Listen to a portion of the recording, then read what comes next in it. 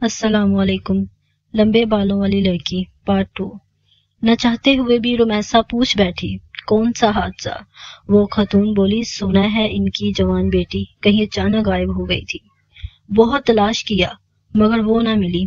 شاید بدنامی سے بچنے کے لیے اس کے ماں باپ نے یہ گھر چھوڑ کر چلے گئے، لیکن ان کے جانے کے کچھ دنوں بعد فلیٹ سے اٹھنے والی بدبو نے سب کو اپنی جانب متوجہ کر لیا۔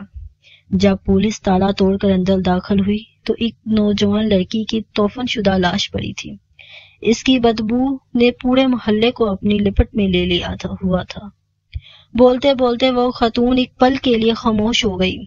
رمیسا نے پلٹ کر فلیٹ نمبر 103 کے دروازے پر نظر ڈالی، مگر لڑکی تو غائب ہوئی تھی، پھر لاش گھر سے کیسے ملی؟ رمیسا نے حیرت سے سوال کیا۔ یہی بات تو آج تک کسی کی سمجھ میں نہیں آئی کہ آخر وہ مرد عورت کون تھے؟ کیا واقعی میں وہ اس لڑکی کے ماں باپ تھے جو اپنی بیٹی کی لاش کو اس طرح فلیٹ میں چھوڑ کر بھاگ گئے؟ پولیس کا خیال تھا شاید وہ لڑکی واپس آ گئی تھی جسے اس کے باپ نے غیرت کے نام پر قتل کر دیا اور لاش کو گھر میں چھوڑ کر بھاگ گئی۔ اس قدر صفاقی رمیسا نے خوف سے جھرجھری لی۔ ہاں، یہی وجہ ہے کہ یہ فلیٹ دوبارہ آباد نہیں ہوا۔ قتل ایسے ویران کر کے نکلے گئے اور پھر چاہنے کے باوجود کوئی اس سے آباد نہ کر سکا۔ ایک ڈر اور خوف اس فلیٹ کے حوالے سے ایسا لوگوں میں اجاگر ہوا کہ شاید ابھی تک دور نہیں ہوا۔ ارے میں یہاں کھڑے کھڑے ہی سب باتیں کر رہی ہوں، آپ اندر تو آئیں۔ شاید اس عورت کو احساس ہو گیا تھا کہ پچھلے آدھے گھنٹے سے وہ رمیسا کے ساتھ دروازے پر ہی کھڑی تھی۔ نہیں شکریہ، اب میں جاؤں گی، میرے میاں کے گھر آنے کا وقت ہو گیا ہے۔ معذرت کرتی ہوں۔ رمیسا اوپر آ گئی اور پھر کئی دن لگ گئے رمیسا کو وہ کہانی بلانے میں جس کے مطابق فلیٹ سے جوان لڑکی کی بدبو والی لاش ملی تھی، اور شاید اس کے اس طرح مارنے میں سکے باپ کا بھی ہاتھ تھا۔ دنیا اتنی ظالم ہوتی ہے، یہ بات اسے چند گھنٹے پہلے ہی پتہ چلی۔ جیسے وہ آنے والے کئی دنوں تک سوچ کر بے حال ہوتی رہی۔ رمیسا فلیٹ نمبر 103 کا حادثہ چند ہی دنوں میں بالکل فراموش کر بیٹھی، مگر مالا کی تلاش اس کے وجود کے اندر کہیں انتظار کر رہی تھی کہ شاید کبھی زندگی میں اسے مالا دوبارہ ملے۔ یہی وجہ تھی کہ وہ بلڈنگ میں آنے جانے والی ہر لڑکی کو غور سے دیکھتی۔ کبھی جو کسی ڈپارٹمنٹ سٹور میں جانا ہوتا تو اس کی متلاشی نگاہیں مالا کو کھوجتی رہتی۔ سڑک سے گزرنے والی ہر لڑکی میں وہ مالا کو تلاشتی، مگر مالا نہ جانے کہاں گم ہو گئی تھی، جو ہر بار رمیسا کو تلاش کی ناکامی کا منہ دیکھنا پڑتا۔ اس کی تلاش مالا کے ساتھ لگن اتنی سچی تھی کہ ایک دن وہ اس میں کامیاب ہو گئی، مگر ایسی کامیابی جس کے بعد کئی سالوں رمیسا کا یہ دل سوچ کر کانپتا رہا کہ اس نے مالا کی تلاش کی اتنی کوشش آخر کیوں کی۔ وہ جاتی سردیوں کی ایک شام تھی۔ اماں ہاجرہ کو صبح سے ہی نزلہ زکام نے جگہ رکھا تھا، جس کے باعث وہ اپنی چارپائی پر رضائی اوڑھے پڑی تھی۔ نوید عالم آفس کے کسی کام کے سلسلے میں کل کوئٹہ گیا ہوا تھا، اور اس تنہائی میں رمیسا کا دل بے حد گھبرا رہا تھا۔ وہ 2 گھنٹے اس نے لاہور اپنی امی جان اور بہن سے بات کی، پھر جیسے ہی فون بند کیا اسے ایسا محسوس ہوا جیسے کوئی بیرونی دروازے کے پاس سے گزر کر اوپر جانے والی سیڑھیوں کی جانب بڑھ رہا ہے۔ اس کا اندرونی لکڑی کا دروازہ کھلا تھا، جبکہ اس کے باہر موجود گرل کو وہ ہمیشہ اندر سے لوک رکھتی تھی۔ تنہائی میں ابھرنے والے تجسس کے ہاتھوں مجبور ہو کر اس نے گرل کے باہر جھانکا۔ ایک بہت لمبے بالوں والی لڑکی تیز اوپر سیڑھیوں پر چڑھتی جا رہی تھی۔ رمیسا کو لگا وہ مالا ہی ہے۔ وہ جلدی سے اپنا دوپٹہ اوڑھے اس لڑکی کے پیچھے لپکی تو اوپر چھت پر جا کر غائب ہو چکی تھی۔ رمیسا تیزی سے سیڑھیاں چڑھتی اوپر آئی۔ سرے شام ہی چھت پر اندھیرا چھایا ہوا تھا۔ آخری سیڑھی پر قدم رکھ کر رمیسا نے جیسے ہی سیڑھیوں کے قریب موجود بلب آن کیا، اس کی روشنی پورے چھت پر پھیل گئی۔ مالا مالا اوپر چڑھتے اس نے آواز لگائی۔ اس کی آواز پر کسی نے کوئی جواب نہیں دیا۔ رمیسا نے تھوڑا مزید آگے بڑھ کر دیکھا۔ چاروں طرف ایک ہو کا عالم تھا۔ چھت بالکل خالی پڑی تھی۔ وہ ایک دم گھبرا کر واپس پلٹی تو اس کا پاؤں اس کالے بلے سے ٹکرا گیا جو ہمیشہ مالا کو خوف زدہ کر دیتا تھا۔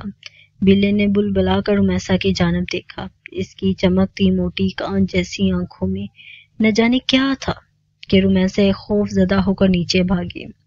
کانپتے ہاتھوں سے گرل کا لاک کھولا تو سامنے ہی اماں ہاجرہ کھڑی تھی۔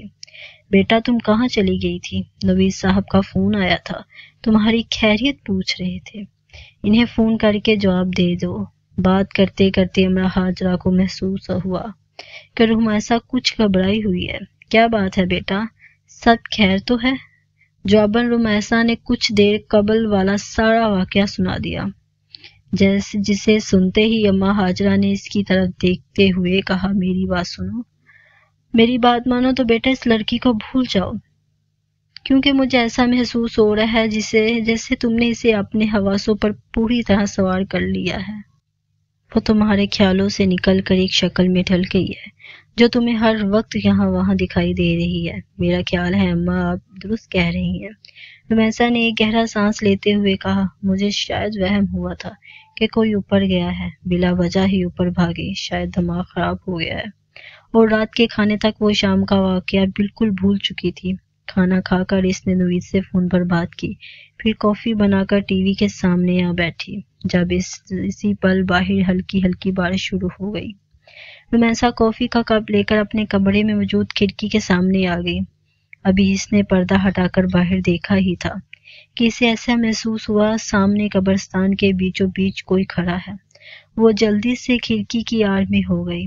شاید کوئی چور یا ڈاکو تھا، یا پھر کوئی عجیب کچرا چننے والا بچہ جو شاید بارش سے بچنے کی پناہ لینے کے لیے رات کے اس پل قبرستان میں داخل ہوا تھا۔ ایسے ہی وقت گزاری کے طور پر رمیسا اسے دیکھ رہی تھی۔ جب وہ سایہ آہستہ آہستہ چلتا ہوا قبرستان سے باہر نکل آیا، رمیسا نے دیکھا وہ ایک لڑکی تھی جو دھیرے دھیرے چلتی روڈ پر لگے پیلے بلب کے نیچے آ کھڑی ہوئی۔ لمبے سیاہ بال اس کی پشت پر پھیلے تھے۔ وہ یقیناً مالا تھی، جو کہ رمیسا کا وہم ہرگز نہ تھا۔